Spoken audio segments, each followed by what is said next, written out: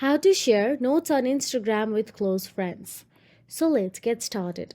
First of all, open the Instagram app on your mobile device and make sure you are logged into your Instagram account. Once logged in, tap on the DM section available at the top right corner of your screen.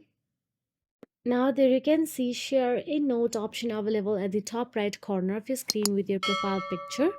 Simply tap on it, and once you tap on it, you'll have to create your note.